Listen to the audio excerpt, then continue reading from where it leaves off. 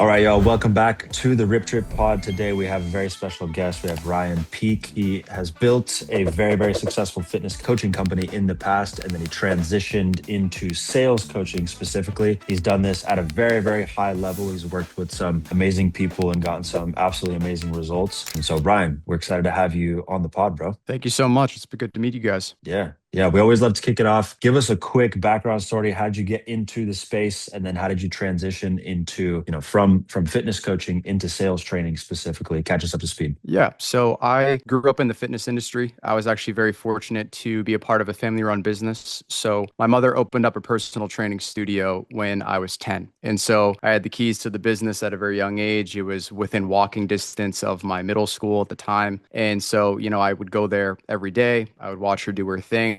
I think I was learning by sight pretty quick. And so I was fortunate enough to get a very early personal training start. So my first guinea pig was when I was 15, and my friend at the time was 5'7" and he was 400 pounds. So it was a pretty solid guinea pig to start with. But he, long story short, ended up losing 200 pounds. And I realized that I didn't have all the terminology set up yet, but I very much had a natural ability to understand the nuances of nutrition, exercise, modalities, mechanics, didn't matter what it was. I was very comfortable in that. And at the same time, I was struggling in school. I hated school. I didn't like math. I didn't like doing any of the head work. And I think part of it was because I knew what my future was going to be, which was fitness. And anything inside of school did not interest me. And if it didn't, I didn't want to do it. So, I fast tracked my way. Luckily, I was, good at sports. I was a natural athlete. So I was able to get a scholarship to Springfield College for football. And, I'd very much tied my passion for fitness into my love for football because I wasn't the biggest guy. I was fast and I was trying to desperately put on more size. So I went to Springfield, primarily focused on my exercise science degree, and ended up, getting out of there as quickly as I possibly could to get to the work, which was personal training and essentially co-owning a studio. And I did that from 2013 to 2021. And so, worked side by side with my mom. She's, also my best friend. She was my business partner at the time and my mentor. And I slowly started to realize that, even though I was anti-Instagram at the time, I did not want to get into it. This is when we were still making fun of people for taking selfies, that I was like, I'm not getting on Instagram. That's ridiculous. And then you get to 2016, 2017, and all of a sudden people are starting to build online businesses and you're starting to see a slightly different world, and brick and mortar wasn't quite as glorified as it used to be. And I found myself kind of looking over the fence a little bit about what could be if I were to expand my message to different people in different areas and not necessarily Andover, Massachusetts. And so I, ended up hiring a business coach in 2017. Had no idea what I was doing. It was a 5K investment. I thought that was like the most ridiculous thing ever. I was fortunate enough to have my dad help me out with the investment, to have myself paying back. And, I'm digging myself a hole. I get into the program. I got what I paid for. Essentially, it got my business up and running. I started to dab a little bit, but I remember getting my first sale, and I wish I could say the guy's name because I still remember it to this day, but it was an $1,850 sale. The guy actually was from Boston, ironically, but I had connected with him through DMs on Instagram, like old school setter style. And I remember thinking to myself, I cannot believe I just got paid $1,800 to train somebody from afar, when I'm used to getting paid $85 for an hour of my work face to face in the studio. And I'm sure you guys can understand, once you get that high, it's like, okay, what can I do? I was never really worried about the impact or doing right by my clients. That's something that I had been doing at that point for 12, 13 years. And so at this point in my life, I was like, I really would like my bank account to reflect how hard I'm working in the gym. And up until that point, I just felt like it didn't. I was struggling. You're running a very successful gym, but as you guys know, gym margins are tough. Your overhead is $6,000, $7,000 a month for a place that's not really that big. You're fortunate to have the best repeat clients ever. Shout out to every client I've ever had. Most of our clients stayed with us for 10 years. So they didn't leave. They came in every Monday, Wednesday, Friday, every Tuesday, Thursday, consistently. And that was the foundation of your income. But what you quickly run into is the trading hours for dollars type thing. So, I take my business online. I ended up hiring a second business coach. I don't know if you guys have heard of Tanner Chittister, but Yeah. I hired Tanner Chittister, and he, funny enough, was a student in the first program. And I actually thought, I hope he sees this because this actually be pretty funny, but he was putting in his wins in the first group that I entered. And I thought he was like a mole. I thought they had hired him to put in fake wins because I was like, there's no way this guy is, he made a $26,000 deal for a year. And this was in 2017. And I was like, Wow. there's no possible way, you know, fast forward, you now know who he is. So I ended up taking a sale call. And this actually does tie in. I take a sale call from his younger brother, Gentry. And that was the first legitimate sale call I had ever been on. And I remember he flipped my life upside down. He was basically like, what are your financial goals? And I told him at the time I wanted to make $50,000 a month. And he broke down what I was doing in the gym, what my plans for the future were. And he said, it's not going to happen. There's no possible way. And he basically, in 45 minutes, took my life and just kind of did this, but in the best way possible. He got me to realize I need to look other directions. If I want to achieve my goals, I have to start betting on myself, which at the time I'd never done. So took the business fully online, and then COVID hits. And for having an online business structure was the rest of the world struggling, but I was very fortunate to have that set up and having the infrastructure there. And I got my first taste of not being in brick and mortar and having freedom of location. And then 2021 was when I made my move to Florida. That's fire. Yeah. So handled the business in Florida, did really well. I ended up getting to 47K. Was like really the kind of the top month, the average being pretty large range. And because I was doing primarily organic, I was hovering between, you know, 30K, 40K, 10K, 35K, and it was bouncing a lot, and you felt that volatility, the uncertainty and whatnot. And I realized I got to run ads. Like, I'm not good with ads. I'm not good at spreadsheets. I missed all my math homework in high school because I was focused on the personal training. And so I end up reconnecting with a student from the program inside of Tanner Chittister's thing who was crushing it. He was doing $200,000-$300,000 months, and he was a business coach for fitness coaches, and he is an ad guru. And so him and I connected, and I was like, hey man, I would love for you to run ads for me. And we ended up doing almost like an exchange of service where he had heard a couple of my sale calls, which I always knew I was comfortable in sales. I enjoyed it. I just didn't know why at the time. And he said, I'd love for you to coach some of the other fitness coaches. And he had 300 something students in there. And right off the bat, I realized, wow, this is something I'm very comfortable doing. It seems very natural to me.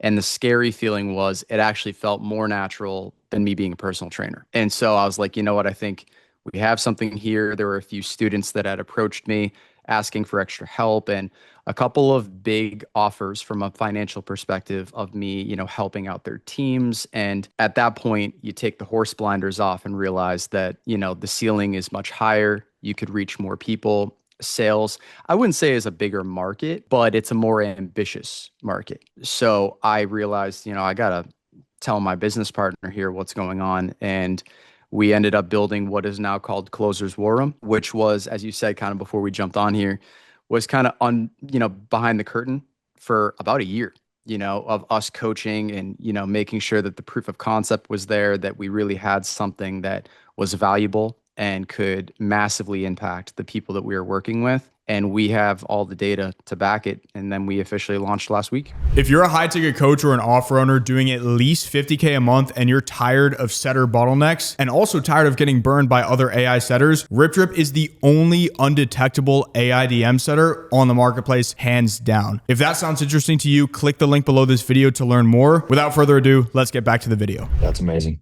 That's amazing. Yeah, obviously we've discussed this before, but your sales strategy itself is different than most people as well. What do you think? What are those things that you've noticed that has made your strategy so much more effective? Whether you were cognizant of it before or not, but yeah, what's the differentiating factor? How have you refined it? Dive into that a little bit. I think it's going to be very helpful because obviously we have a lot of fitness coaches that are watching the YouTube channel, they're watching the podcast, and so dive into that. So it's a good question because obviously had thousands of sale calls inside of fitness over, my time as a personal trainer. We ended up having over 1,200 success stories in the time that Peak Kinetics was I should say but was my online fitness platform. And there was quite a few times I sold programs without talking about the program at all. It never even came up. And I realized on those calls that at the point it was kind of natural still where it was about understanding. And I think that there's a difference between understanding and perceived understanding, which is, you're talking to your girlfriend, right? And you may understand what's happening within the context of an argument. But if she doesn't think that you understand, then it doesn't matter. So you have that understanding, but the perceived understanding isn't there. And so what I realized is that as I'm on these calls, if I can establish perceived understanding from the prospect, that if I'm able to hone in on what emotions are absent from their lives, what they're craving, that if you can fill that absence in some way, shape, or form and give them a sense of certainty that they'll move forward on anything, even without knowing the program. And the way that I describe that is most people are taking from previous events and they're utilizing them as future predictions. And so if you go back to like the girl analogy, if you date 5 girls and every single one of them cheats on you, what are you expecting from the 6th one? Or how to cheat. Right.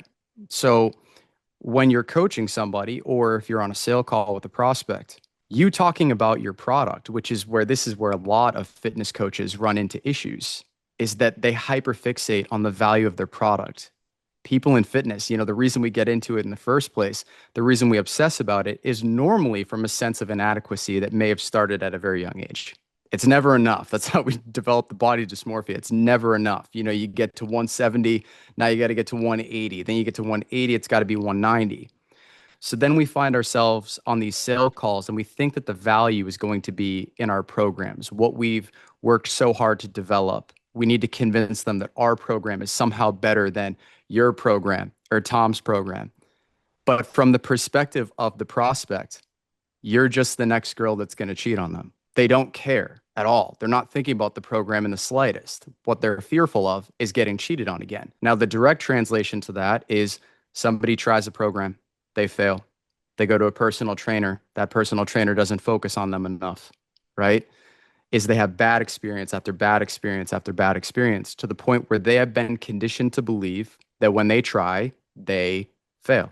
So now you're getting onto a call with them and you're saying, I'm going to customize these macros. I'm going to customize, all of these workouts. It's going to be fantastic. And all they can think of their head is the association. And so when I realized, okay, I've sold quite a few programs and we're not talking about $1,800 programs anymore.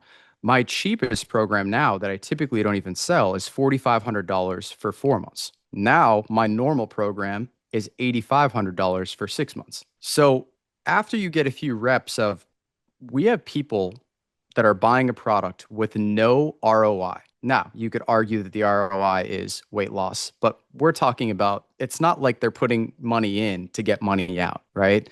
So why are they buying? They didn't know what the program was about. So how am I able to dial in and figure out what are these patterns? What are people lacking?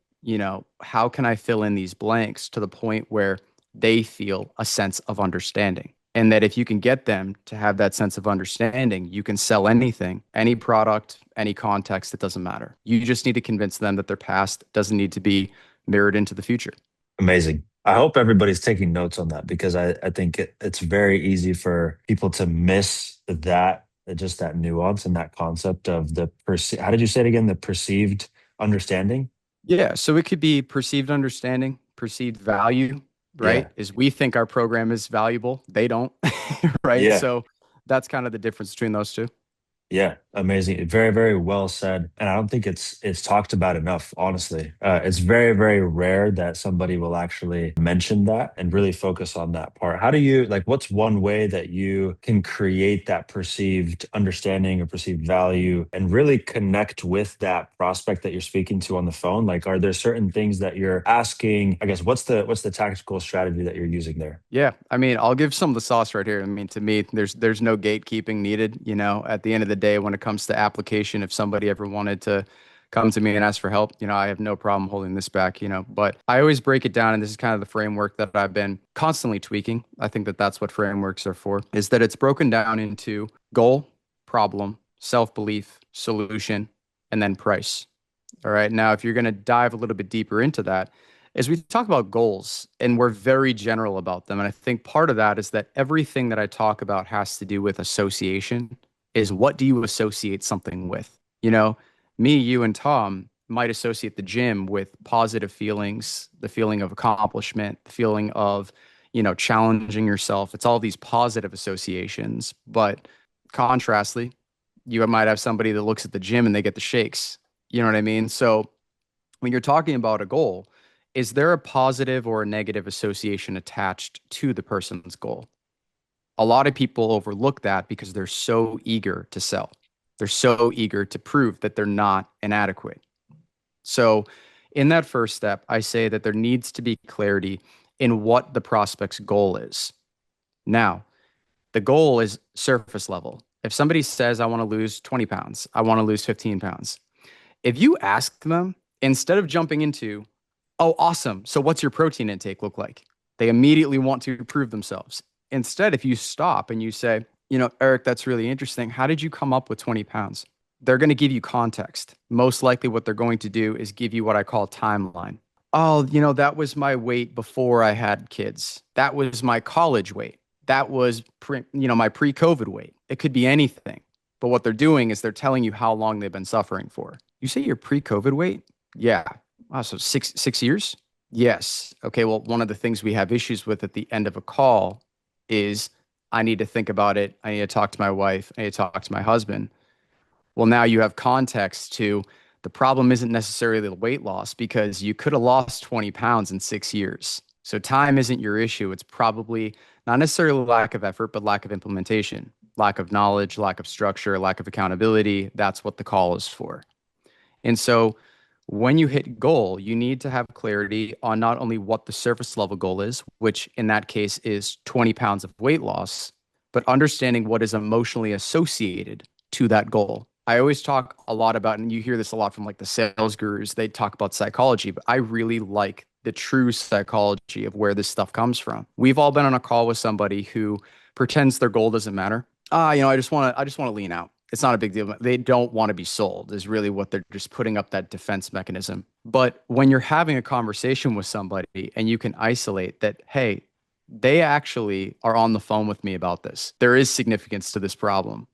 No matter what they say, they're going to out-posture me. That's their goal, right?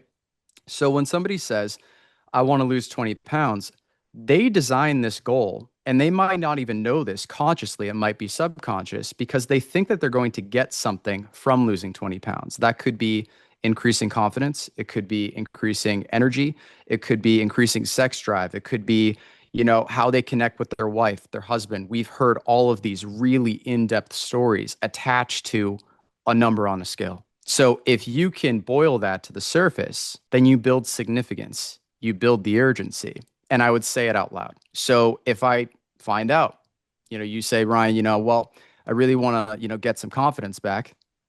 Once again, a lot of people, I don't want to ramble about this too much. I don't want to give out too much, but a lot of the times you'll hear confidence and you'll go, got it, totally understand. That even microscopically is insulting, right? You don't understand. You don't know this person. Sometimes when you act, I don't want to say dumb, but curious.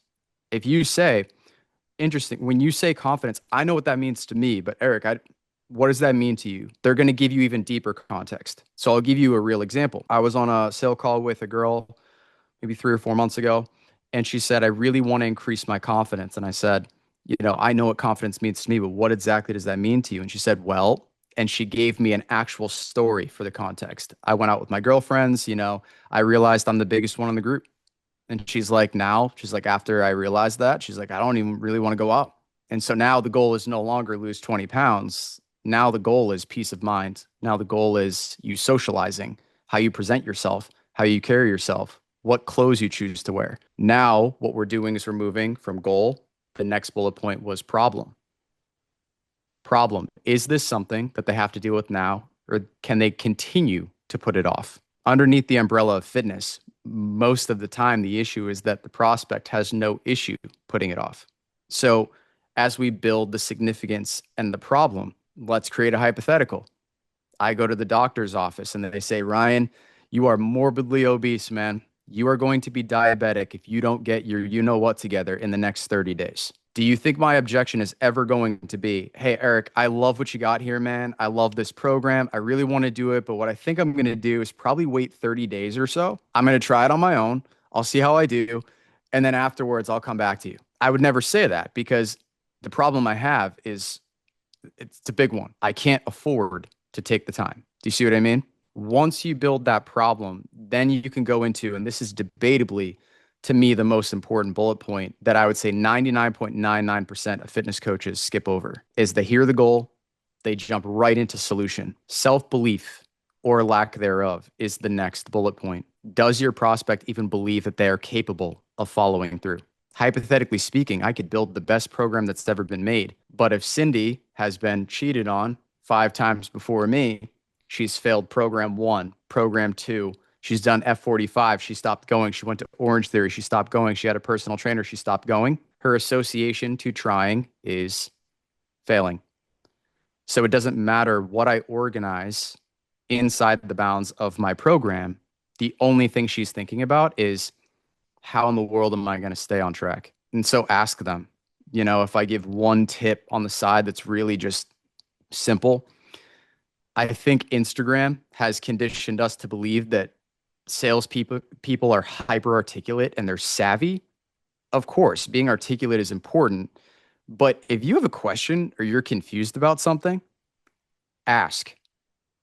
Because asking questions makes the person feel understood, even when you get something wrong. So if I'm in questioning and I say, Eric, before we get into exactly how the design of this program is going to work, do you mind if I ask you a strange question? And I don't want you to answer me too quickly. I actually want you to think about this. That in itself completely changes the tone of the conversation because their prediction is that you are going to oversell your program. You're going to overpour and overcry on this I'm adequate situation. Now what you're doing is you're completely flipping the script on them and you say, let's say that I write up the best program. It's got everything that you need. Is there anything that you have doubts about when it comes to your ability to follow through? And you can be honest with me. Honesty and transparency is the most important thing between you and I because we could potentially be working together in as early as 24 hours. What that does is it separates the value of the program versus self-value, self-belief. And if you hear any hesitation, I call it spiking, where they go, that stay on that. So this bullet point structure, the framework is you do not go to the next bullet point until you know for sure that you've checked the box. So if you're hearing hesitation in their voice, that will present itself and express itself as an objection at the end of the call. Inevitably, you need to make sure. Now, are they going to have maximum self-belief at the end of a 45 to an hour long call? No. But what they need to know is that you are not like the people they dated beforehand. Does that make sense? So kind of going through it, solution is deliverables. Tie your program to their pain points and their wounds. Pain points being their desires. I'm fat. I want to be lean, right? I have no muscle. I want muscle. I have no time. I need time. Those are pain points. Wounds are developed through distrust. That's, hey, I gave a guy $6,000 and he took my money and ran. That is significantly harder to overcome because that's the cheating X. How do you convince them that that was just a fluke? Tie the program to those levels of trust. And then the last one is price, which is risk analysis. And this is another one people kind of skip over. There's 2 trains of thought. There's one glass half full and glass half empty, which is how much am I willing to pay to achieve my goal, right? So Eric, let me ask you a question. Who do you think has an incredible physique in the fitness world? Somebody specifically you aspire to look like, if you can think of one. First person that comes to mind is C-Bum. I don't aspire to be that big, but giving credit where credit is due. He's developed a crazy physique. Okay. How much would you spend to look like him like that? Like if I could snap my fingers, how much would you spend? I'd spend 5-10 grand. 5-10 grand. Okay, so let's round up. Let's say 10. Mhm. Okay. Now let's say, hey, you still have to give me the 10 grand to snap my fingers. But It's a 90% chance, man. When I snap my fingers, there's a 10% chance that nothing will happen. How do you feel? Obviously less confident. Okay, what do you feel about your 10 grand? Are you still giving it to me? I know my personality type. I'm more risk tolerant. So I would say 90-10 is good odds. Let's do Okay. it.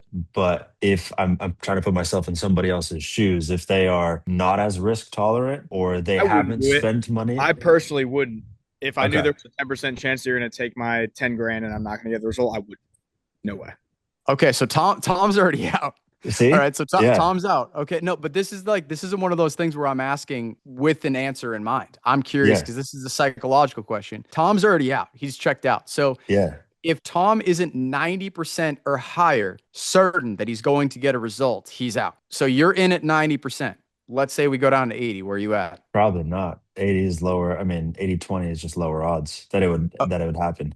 If it was a lower price, maybe, Okay. but not 10.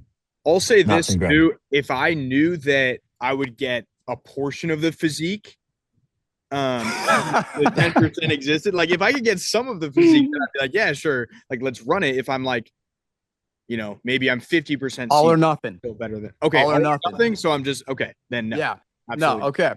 So you're out at 80%. You're out at 90. That means you guys, I could probably translate that to any offer. Yeah. If I'm selling Eric, if he's not 80% or higher certain, it doesn't matter if it's 5K. It could take it down a little bit. If it's 5K, maybe he's willing to go down to 60 or 70%. But you guys get my point, is that when you go into price, I call it risk analysis because you're going into two trains of thought. How much am I willing to pay to attain something? That would be 100%. That's somebody with an abundant mindset of, I'm going to give this person $3,000, $4,000, $5,000, $8,500 for 6 months because I'm 100% certain or 90% certain that I'm going to get the outcome that I desire. If it falls underneath that, now it becomes, am I willing to pay $8,500 to end up back where I started? So it flips immediately. As soon as you went to 79%, you go into, am I willing to risk it? If it's 80 or above, you're like, all right, I can work with this. I'm comfortable. And so when people get into this objection handling, and there's so much staging on Instagram that drives me nuts, is that all of these scripted objection handles should have been handled at the beginning of the call. Because here's where the framework really shines. Let's say we go through the deliverables and I get to the end and I say, Tom, did you write everything down? Yeah. And he goes through and I say, is there anything missing? Is there anything that should be there that is not? They're not the authority and they don't know because they don't care about the program. So what do they say? Nah, it looks good, man. Looks good. Right? Are you sure? Yes. All right. Be honest with me here. Scale of 1 to 10. How much do you trust me as your coach to get you to where you want to be? You're not going to hurt my feelings, man. Be honest with me. If you were a good listener, if they have that sense of understanding, it'll be 9 or higher every single time. Because the rating isn't actually trust, it's comfortability and that sense of understanding every single time. What you'll find, and this is fascinating from a psychological perspective, is that when they give you a 9, that's subjective. How did they come up with that? More often than not, that missing 10% is lack of self-belief. And if you can get them to admit that, yeah, I need a little bit of time to think about it, it means it's not 100% guaranteed that they're going to get the outcome that they want. And now you can revisit bullet point number 3, which is lack of self-belief. And at that point, you've already talked about it. Reference back instead of trying to patch it up. You guys, we've all been there when you're at the end of the call and you're trying to bandage up all the wounds, and they can feel it. They can sense it. They can hear it in your tonality. Your cadence is going to start to speed up. You're panic talking, right? Yeah. Totally get it. You're spiking. Yeah. Totally. Like you totally talk to your wife. Yeah. And now you're going, but like, no, like, what do you need to think about? At that point, they're like, yeah, this guy's losing his mind. I'm out of here. But you can then calmly refer back and just be like, Eric, do you mind if I ask you a question? Sure. Earlier in the call, I asked you how much you believed that if you did have the right system, you could get from point A to point Z. And you said, as long as you have that system and as long as you have me, that you are going to get there. Were you lying? And if it's okay if you were. I just want to make sure that we're kind of checking back here. No, I wasn't lying. Okay, so when I asked you about the program and I asked you if you would change anything about it, and you said no, were you lying? No. When you gave me a 9, should it have been a 4? Like, you can make it lighthearted. What they're going to realize on surface is that this is a me problem. This is not a program problem. Now I can have the conversation of, is it fair to say that you're thinking about the people who cheated on you? That you desperately do not want this to happen again? Yeah. Okay. Have I given you any reason to believe that it will? No. Okay, well then there's going to be some tipping point because I imagine this goal is not going to change. If anything, it's going to get worse. That 20-pound weight loss goal might turn into 25, might turn into 30. You've been struggling for 6 years. You have timeline now. Is now I don't need to push you. I just need to refer back to the conversation we already had. And so, in a nutshell, where I'm excited to continue to coach people is that I think one thing we all get nervous about is I don't want to be the douchey salesman. I don't want to be pushy. I don't want to make people feel uncomfortable. But I think that there's a way to speak to people with compassion, with empathy, and with understanding. And if you can bridge that gap and get them to realize that their past doesn't need to be a reflection of the future, you don't need to sell a program. At that point, you're selling yourself, which is a strategy and a skill set that is unbelievably valuable in every context. You could be buying a house, you could be asking out a girl on a date. It's all sales. It's all communication. It's all the sense of understanding. And I think that if people start to shift their thinking from, I need to dive into this script, I need to be salesy, to, hey, I can communicate with people without ever needing to look at a piece of paper, you're going to have better coaches in the space. It's not going to feel as saturated with people who are scamming others. You know, it makes our space better. You know, it puts the money in the pockets of the people that deserve it. And that in turn motivates us to do better, you know, to be better coaches and to put out better products. 100%.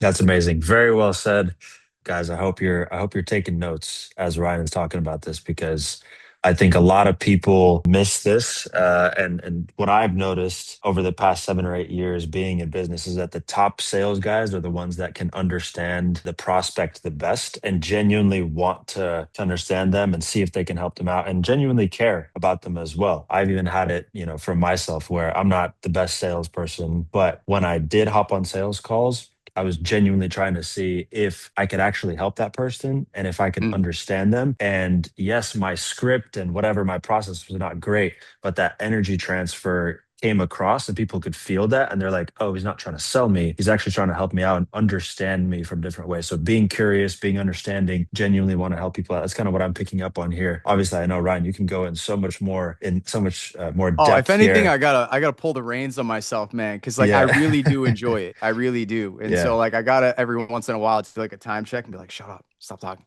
No, this But is this is great. This This is is great. no, I super high enjoy it. level sales too. Like a lot of people, like Eric said, this will go right over their head completely.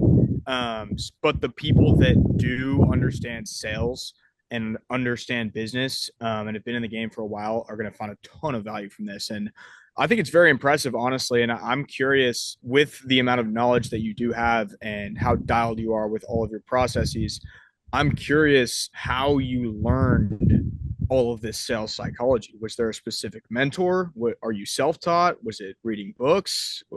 Tell us how you got to this level. Based on how I told you I was as a student in high school, you can probably guess how many books I've read about this. Okay, so no, I would say it's mostly self-taught, and I actually don't like that response. That's not a humble brag in the slightest, because I wish I could refer people to specific things, and there are certain people that I will watch closely, but self-taught in the sense of I'm practicing all the time, like literally all the time. And my passion isn't necessarily for sales. I think that there's a lot of benefit that comes from getting good at sales. But what my passion is psyche. Like I really am just so fascinated with how the brain works and quite honestly how predictable people are. And I'm not saying that I fully mastered that yet, but like you want to talk about a guy that I have binge watched. I'm curious as to whether you guys can guess who it is. He's blowing up right now and he's not in sales. Do you know who I'm thinking of?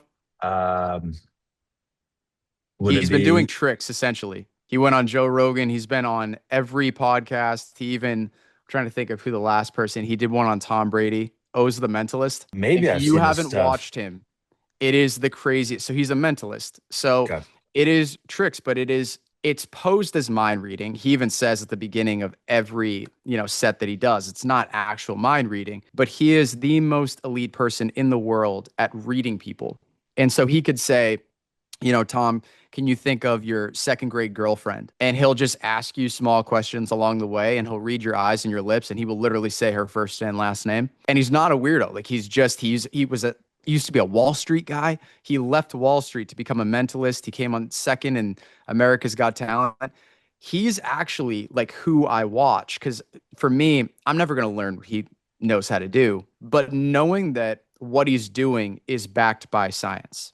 And he said that. He's like, there's actually a lot of scientific proof to, if I ask you a question, identifying and knowing where your eyes go. And for everybody, it's different. Is that if I ask Eric a question, when he thinks he'll look a certain way, that I register that. And it's like counting cards. If I ask him a question that I know he's going to lie about, I watch to see where his eyes track. And then I literally just know exactly what's happening, no matter what's coming out of his mouth. That type of stuff to me is like, that's insane. And so, to answer your question, Tom, like I'm practicing all the time. The other day, I was asking somebody a question, just not even in sales, just in a normal conversation. And I said, do you feel like, I forget exactly what it was, but it was like, Tom, do you feel like, you're stuck recently with your lifting, or do you feel like you're starting to get back on track? And I did it without thinking, like I was just talking.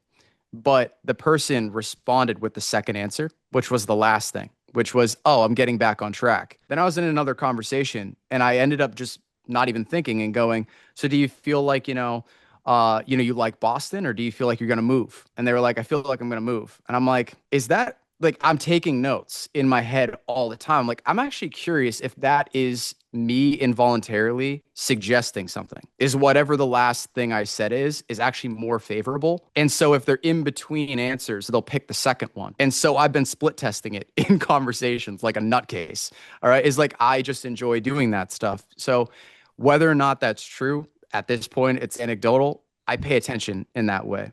Is what patterns do people follow? Why do they say things the way that they do? When does their tonality spike? When does it drop? What's significant? Where do people look when they're actually making a big choice? All of those things I'm registering, not even just on calls, but even when I'm talking to, my sisters, and I think after a while it adds up. And whether or not you can write these things down in a book, I think what you're doing is you're taking reps. And the more repetitions you get, you guys are gym goers, you know how it is. The more reps you get, the better you're going to look, the better you're going to feel. And I think sales is the same thing. Very well said. Yeah. Ryan, this has been awesome. This is some sauce for sure. I appreciate it, man.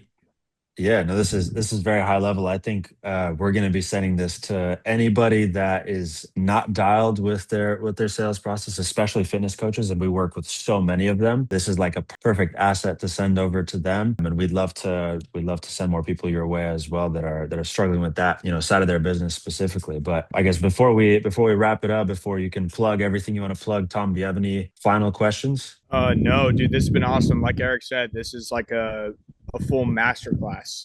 This is information that people would pay tens of thousands of dollars just to uncover. So super valuable. We really appreciate your time. And, with what we do, there's two things that we can't control when somebody comes to us, and that's their lead flow and their sales team, because we handle all the setting processes, right? So when people need help with sales and closing, and they have a low close rate and they don't know why that close rate is low, and they're just banging their head against the wall per se, this is a fantastic asset to send them. And, it really helps out our community, and hopefully we can help out your community as well, and continue to send people your way to, get in your program and sell more. Yeah, absolutely. You guys, thank you so much for having me. It really means a lot. It was incredible meeting you guys, and just, meeting people in the space who are trying to do right by, their clients and the community. Amazing. We're all in the same vicinity, Florida, wherever, we'll definitely connect. Absolutely. A few months. Yeah. Love it.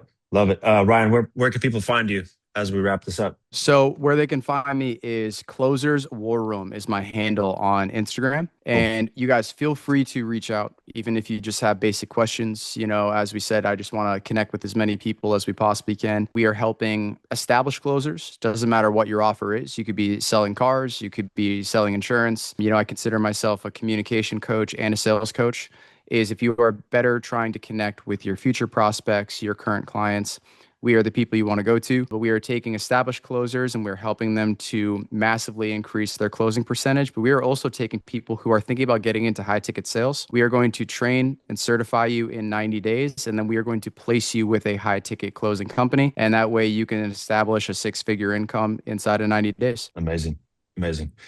All righty, guys, definitely hit up Ryan if you need help with sales, or if you are looking to get into high ticket sales as well. But with that said, we will wrap it up, and we'll see you guys in the next episode. Take care. Thanks, guys.